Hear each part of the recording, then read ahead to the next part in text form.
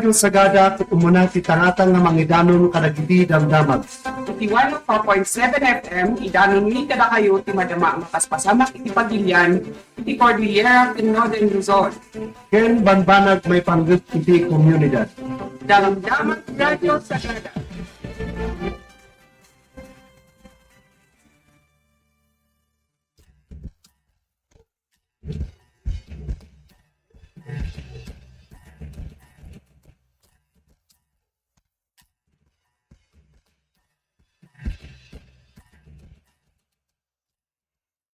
Naimbagag sa papapagayam-gagayam, din mano-mano iti oras iti panakaibingay dagiti sumagmamano adamdamag manipod national, regional, ken lokal. Manipod kadagiti damdamag lokal, klinika iti Benguet Agri-Pinoy Trading Center Baptisia Clinic na Iroswat.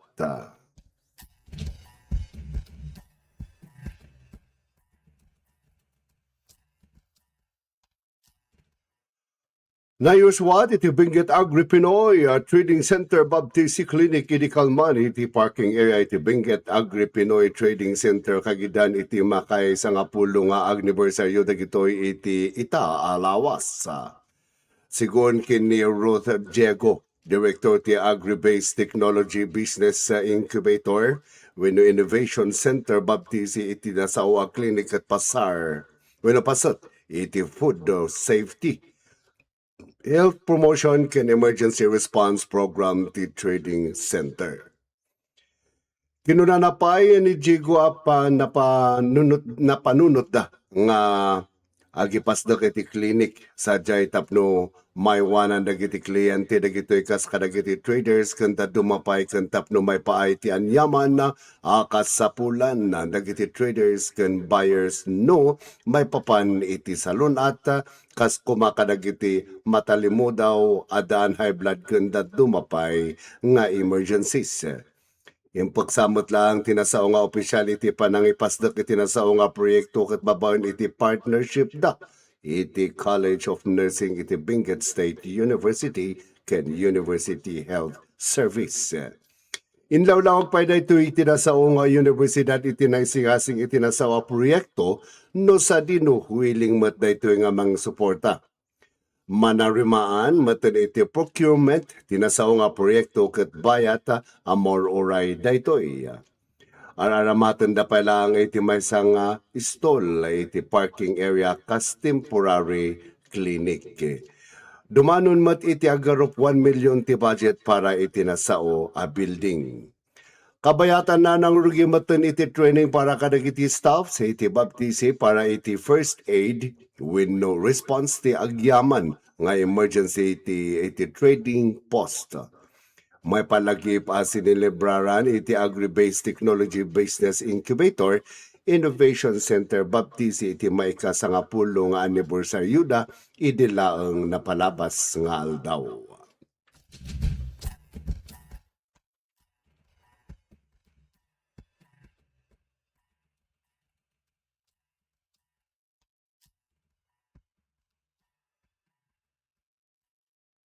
Iti matulo iti damdamag national ken iti detalye na sa magmamano nga Senate Committee Chairmanship nabaliwan kagidan iti panagsukat iti liderato ti Senado.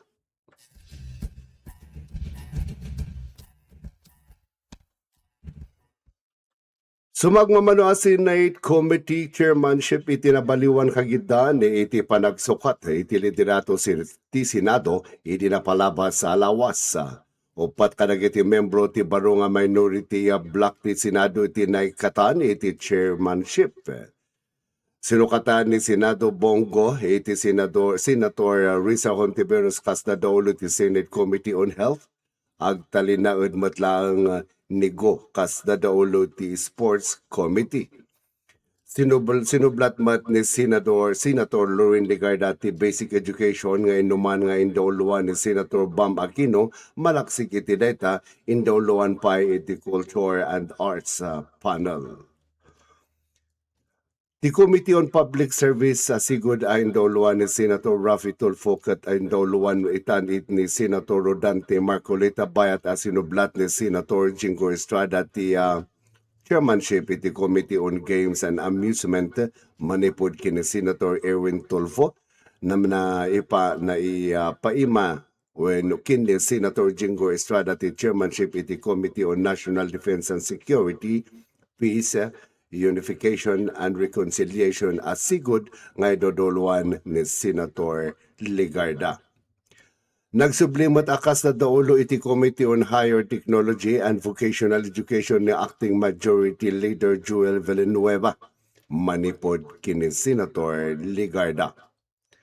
Agtalinaad nga agaman ni Senator Pia Cayetano iti Committee on Ways and Means, Sustainable Development Goals ken Energy.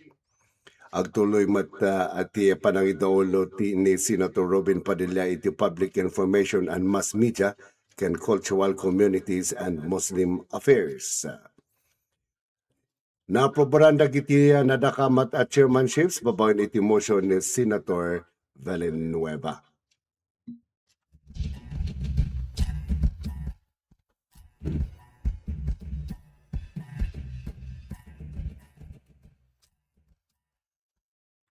Iti dadumapay damdamag nasyonal iti Department of Agriculture nagbalag kadagiti aglablabsing iti na ituding a price capacity iti imported rice.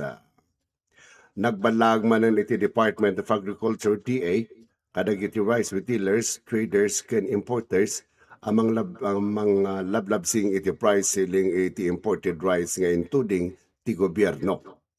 Sigon iti nasao nga ahensya posible sumango dagito iti multa dumanon iti milyon. Panakaibalod ken posible panakaisara dagiti negosyo da. May palagip ang ituding ni President Ferdinand Bongbong Marcos Jr. iti price ceiling na 50 pesos tunggal kilo dagiti imported rice. Iti pagilyan iti napalabas sa tawon tapno masolusyonan ti panagnato iti presyo tinasao produkto. It is sidong ti Executive Order number 118 in pataw ni President Ferdinand Marcos Jr. tinasawa price cap iti lasod ti 30 nga aldaw.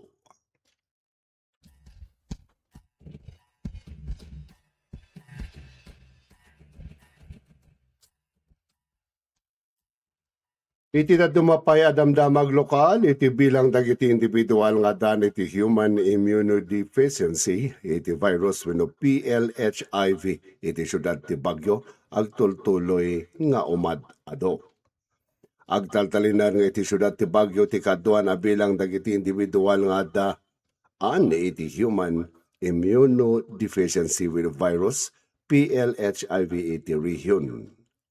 Sigon kini Darwin Babon, Development Management Officer iti Department of Health Cordillera National AIDS ken STI Prevention and Control Program, umuna iti syudad ti Baguio iti listahan iti top 10 affected municipalities wenno cities nga daan iti 800 a kaso. 56% dayto iti pangkabuklan iti bilang ti PLHIV iti Region Cordillera ana i-record iti Disyembre iti napalabas at taon. Adaan iti 102 kaso kabayatan ang naka-record matibinggit wenno pangbangged abra iti 74. Subaruno ti Kalinga iti 52 kaso. Ken tuba binggit nga daan iti 37 kaso. Inlawlawag ni Babon nga dadagiti karit ang masangsangusot iti nasao as sakit nga nang runa iti panangato wenno panagnato. Ti stigma ken iti kaawan iti umdas a research ang nakapokus iti HIV. No pay kastain pa kamo ni Babon nga da iti improvement ti health-seeking behavior iti syudad ti Baguio may basar iti latest survey iti sidong iti Epidemiology Bureau iti nasao a departamento sa Dino Ammon ti kaduan no kaanuda nga agpataming ken no sa Dino ti pakasarakan kadagiti klinika ang maibilangan da wenno mabalinda a pagtamingan. Adapay ang makatulong iti panangpaksat iti human immunodeficiency virus wenno PLHIV iti panangirsuat iti nurturing awareness, mobilizing networks and advocating to mitigate the impacts of AIDS. When no clinic iti lang likod ti Baguio Convention Cultural Center. Tinasaw nga klinika kat makatulong iti panangipay iti serbisyo para iti human immune deficiency wenno immunodeficiency virus no PLHIV kanda dumapay apakasaknan iti salunat. Sigon kin ni Dr. Celia Flor Brillantes, Baguio City Health Officer, may lokat iti nasawa klinika manipod alauna iti malam agangga alas 10.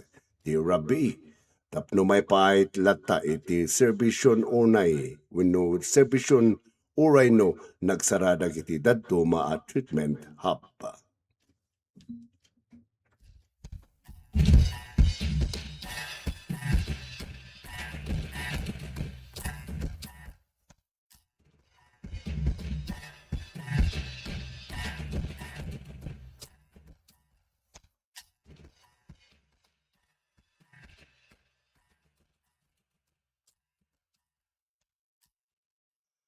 Iti na dumapay lokal adamdamag, iti ganduyan reports, iti panangibilag iti salunat ti Sagada. Nang rugi iti Mayo 18, di Kalman 2026, iti tao tinawan ng Operation Tuli. Ti Sagada Municipal Health Office nga mangipa iti libre panagtuli kadag iti ubing iti Ilias Sagada. Naiturong daytoy nga aktibidad iti MHO Hall babaan kadagiti mga idadauloan ni Dr. Jovi Rose Aborquiquen ni Dr. Oliver Omhao. Agraman dagiti trabahador iti Municipal Health Office ti programa ket mga mangpanggap iti panang pabilag iti kinadalos salunat ken panagtaripato kadagiti ubing iti komunidad. Iti munangal daw ti programa simrak dagiti ubing manipod kadagiti Eastern Zone Barangays, Northern Barangays, ken Central Barangays. Iti 80 a target ang matulian, 50 nga ubing nga dan iti tawon nga 8 aging ka 13 tinatalged natulian. Oray saan ang naala amin iti target na ipakita lata iti panagtalakan panagmaymaysa dagiti naganak ken komunidad iti panang suporta kadagiti programa. Tinatalgad ang natulian oray saan the Operation Tuli kat saan lang medical nga aktibidad no di kat may nga napatag programa nga may sigurado tinasayat ang salunat dagiti ubing ti Sagada. Makatulong daytoy iti panang papigsa iti panagbiag dagiti pamilya gapo iti libre a serbisyo nga inted iti Municipal Health Office. Iti panagserbi ken panagdedikasyon dagiti health workers ket mangipakita iti kinapateg ti accessible a serbisyong pangsalon at iti komunidad. Agpatuloy pa daytoy nga aktibidad aging Mayo 19 ket namnamaan ti Municipal Health Office ang makaawis pa iti adu nga ubing ken pamilya nga makipasat babaan kadagitoy a programa agtultuloy iti Sagada iti panang ipakita iti panang taripato ken panang serbi iti umili babaan iti nasayat ken napudno a serbisyong pangsalunat.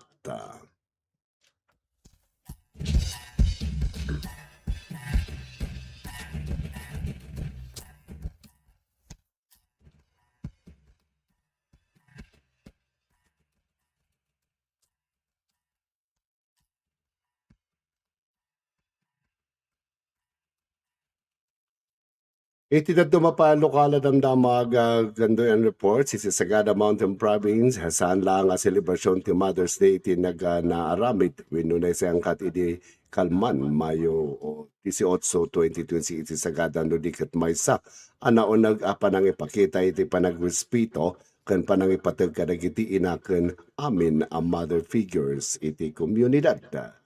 Dahito yung okasyon kat inisyatibo iti MCTC Basaw Sagada babawid iti panangidalan iti ni Judge Jane Aranca Andumang.